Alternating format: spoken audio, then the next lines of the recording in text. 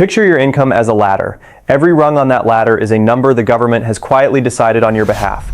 Step on the wrong side of a rung, and a payment either switches on or switches off instantly, permanently, for an entire year, and nobody sends you a letter warning you it's about to happen.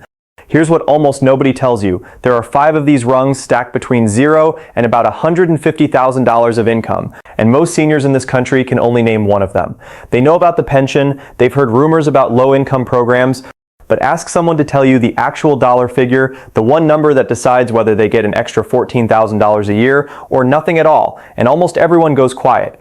That silence is costing this country billions. Not in fraud, not in waste, in money that was sitting there, fully earned, fully legal, and never claimed, because nobody ever said the number out loud. So that's what we're doing today. We're climbing the ladder, rung by rung, and at every single one I'm going to give you the exact figure as it stands right now, tell you which side of it you're probably on, and show you what changes the moment you cross it. Stay to the end, because the very top rung works in reverse. It's the only one where climbing higher costs you money instead of earning it, and it's catching disciplined savers who did everything right completely off guard.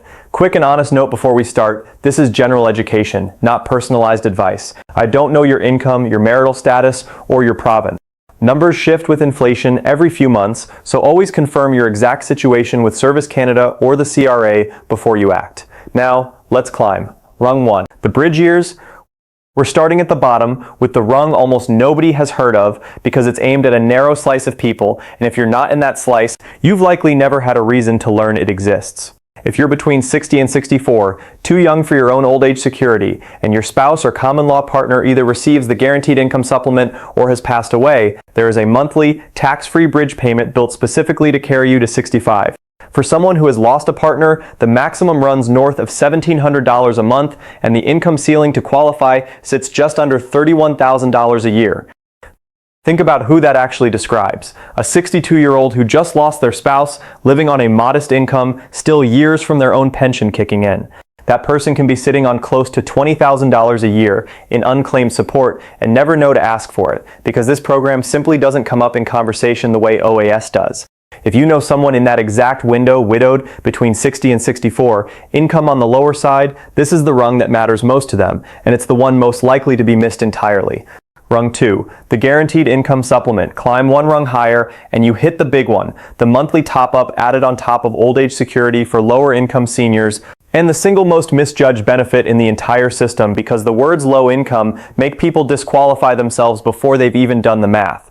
As of the most recent quarter, if you're single, widowed, or divorced, your income, not counting OAS itself, needs to sit under roughly $22,800 a year. That exclusion matters enormously. Your OAS pension doesn't count against you here. So a single senior can be collecting CPP, a small workplace pension, a bit of interest income, and still land comfortably under that line.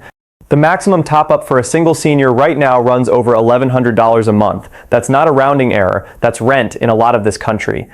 If you have a spouse, the rung moves, and this is where the confusion really sets in. When both of you receive full OAS, your combined income has to stay under roughly $30,000.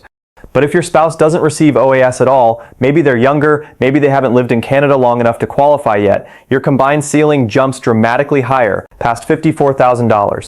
Couples in that exact situation are often the ones leaving the most money on the table because they assume the low combined threshold applies to them when it doesn't. Let me put a face on this. Imagine a retired man, 71, living alone since his divorce. His CPP brings in about $8,000 a year. A small workplace pension adds another $5,000. A bit of interest from his savings tops it up by a few hundred more. Added up, he's sitting around $13,000, nowhere near the line, but for years he assumed GIS was only for people with nothing at all, so he never applied. Every one of those months, there was a payment worth hundreds of dollars with his name already attached to it. That's not a rare story. It is by far the most common one.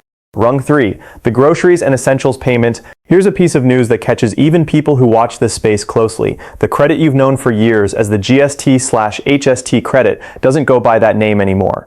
As of this past summer, it was officially renamed the Canada Groceries and Essentials Benefit. Same tax-free quarterly deposit, same purpose, new label, and the payment amount was increased by 25% for the next 5 years on top of the rename. The line that decides it, your adjusted family net income needs to stay under roughly $45,500, and this is the detail people miss, that starting threshold is identical whether you're single or part of a couple. Cross it, and the benefit doesn't vanish overnight. It shrinks by 5 cents for every extra dollar of income, tapering out somewhere in the mid-50,000s for a single senior and a little higher for a couple. That means this rung reaches noticeably further up the income ladder than the one below it. You can be well past the GIS cutoff, feel solidly middle income, and still have a quarterly deposit landing in your account 4 times a year. If you've been assuming your income puts you out of the running for anything, this is often the first place that assumption turns out to be wrong. Rung 4, the dental care plan. This is the rung I get the most questions about because the word free gets attached to it constantly, and the actual mechanics are more layered than that. There's one hard ceiling and 2 intermediate steps beneath it. The ceiling sits at $90,000 of adjusted family net income. Reach or cross that number, and you're not eligible for the plan at all, full stop. Below that ceiling, where you land determines what you pay out of pocket. Under $70,000, the plan covers your eligible costs completely. You pay nothing at the approved rate. Between $70,000 and just under $80,000, the plan covers 60% and you're responsible for the remaining 40%. Between $80,000 and just under $90,000, that flips, the plan covers 40% and you cover 60%. So it's a staircase, not a switch, and crossing any one of those steps by even a single dollar changes your cost for the entire benefit year. One more thing worth being straight about, even in the fully covered tier, the plan pays according to its own fee schedule. If your dentist's actual rate runs higher than that schedule, and plenty do, you can still owe the difference. Ask your dentist directly whether they bill above the guide before you book anything. That one question prevents a lot of unpleasant surprises. And remember, this year's eligibility is based on last year's tax return, which is exactly why filing on time, even when you owe nothing, actually matters. Rung 5, the one that runs backwards. Now we get to the rung that flips the entire logic of everything we've covered so far. On every rung below this one, being under the number was good news. On this one, crossing it is what costs you. This is the Old Age Security Recovery Tax. Most people just call it the clawback. Once your individual net income passes roughly $93,400, the government begins recovering your OAS pension at 15 cents for every dollar you're over that line. And here's the part that catches careful, responsible people completely off guard. This isn't a bill, there's no letter. It's calculated automatically off your tax return, and it simply shows up as a smaller OAS deposit the following year with no explanation attached to the number. I understand that for a lot of seniors watching this, $93,000 feels like a figure from a different life entirely. But this is the rung that matters most for the person who did everything the textbook says to do, built a workplace pension, kept an RRSP, and now finds a good pension plus CPP plus OAS plus a registered account withdrawal, adding up faster than expected. Here's how it plays out in real life. Picture a retired teacher with a solid pension around $58,000 a year, plus CPP and OAS. Most years she sits comfortably under the line. Then one year she pulls extra from her RRIF to help with a grandchild's wedding, and her net income lands about $8,000 over the threshold. That overage triggers the recovery tax at 15 cents on the dollar, roughly $1,200 of her OAS quietly clawed back. And because the system works a year behind, that reduction shows up on her monthly statement the following year, long after the wedding is a memory. Nothing about that is a mistake or a penalty. It's just math nobody warned her about in advance. Here's the genuinely good news. This is the most controllable rung on the entire ladder. If you can see it coming, you can plan your withdrawals and split income with a spouse to stay under it, instead of walking into it blind, the way most people do. The trap that connects every rung before we go further. There's one mistake that ties every single rung together, and it catches careful people every single year: the one-time withdrawal. Say your furnace dies or there's a family emergency and you pull $20,000 out of your RRSP to cover it. In your head, that's not income. That's your own savings coming out to solve a problem. The Canada Revenue Agency sees it completely differently. That $20,000 gets added straight to your income for the year, and watch what one withdrawal can quietly do. It can push you over the GIS line and cost you a full year of top-ups. It can push you past the grocery benefit threshold. It can bump you up a full tier on the dental plan so you're suddenly paying 40 or 60% instead of nothing. One withdrawal, 3 rungs crossed at once, and the benefits you lose can end up costing more than the original expense you were trying to cover. If you ever need to pull a large lump sum from a registered account, know this beforehand. Spreading it across 2 tax years or timing it for a year you're already over these lines anyway can protect you. Talk to someone before you press the button, not after. The withdrawal itself isn't the problem. It's the year it lands in and the rungs it drags you across without warning. If you've never filed, one more thing, because so many of you have asked a version of this question: what if you haven't filed taxes in years, out of confusion, out of overwhelm, or because someone you loved simply stopped?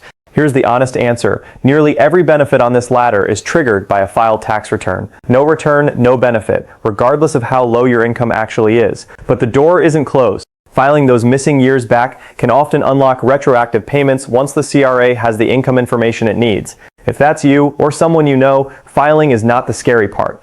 Not filing is what's been quietly costing them. For the senior standing above every rung.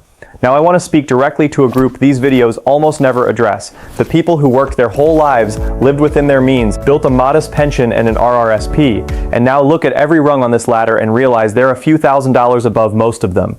It can feel like the system is punishing you for having been responsible. I'm not going to pretend money is sitting there that isn't, but there is real money available to you. It's just filed under taxes, not benefits. 3 moves worth knowing, and none of them are income tested away from you.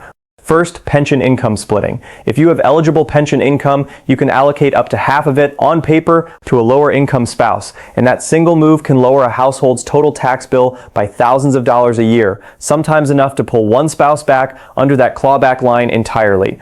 Second, the pension income amount, a federal credit on the first $2,000 of eligible pension income. Third, the age amount, a credit simply for being 65 or older. Picture a couple where one partner has a $40,000 workplace pension and the other has almost none of their own. Taxed entirely in the higher earner's hands, that income is taxed at a higher rate. Split half of it onto the lower earning spouse's return, and that couple can save $2,000, $3,000, sometimes $4,000 a year, every year for the rest of their retirement. It costs nothing but checking the right box at tax time. 2 more worth naming quickly: the medical expense credit, which covers far more than people expect, prescriptions, dental work, hearing aids, even some home modifications and travel for care once your costs pass a certain share of your income. And the disability tax credit, which can be backdated several years and quietly opens doors to other programs. Both are dramatically underclaimed, and both are aimed squarely at the senior who assumed none of this applied to them, bringing it all together. Here's the whole ladder, top to bottom, in 60 seconds. Under roughly $31,000 and between 60 and 64, after losing a spouse, the survivor bridge is likely yours. Under about $23,000 as a single senior, the GIS top-up is likely yours. Under roughly $46,000, the renamed grocery benefit is landing in your account 4 times a year. Under $90,000, the dental plan is helping on a sliding scale, so know your tier and ask about the fee guide. Over roughly $93,000, the clawback is quietly at work, so plan around it deliberately. And if you're above every one of these lines, your money isn't gone, it's in pension splitting, the pension amount, and the age amount. That's the whole map. No vague qualifiers, no if you qualify left hanging in the air, just the actual numbers and exactly where you stand against each one. If someone you know has ever thrown up their hands and said, "I never know if any of this applies to me," send them this video today. This is the one that finally gives them the numbers instead of the vague promises. You could be the reason someone you love finally claims a top-up they've been missing for years, or finally understands why their OAS payment shrank, or discovers there's over $1,000 a month sitting there with their name on it that they never knew to ask for. If this cleared things up, hit like, subscribe, and turn on notifications. These figures shift every few months, and I break down exactly what changes in plain language the moment it happens. Tell me in the comments which rung you were closest to and whether any of these numbers surprised you. I read every single one. Take care of yourselves, keep that tax return filed, and I'll see you in the next one.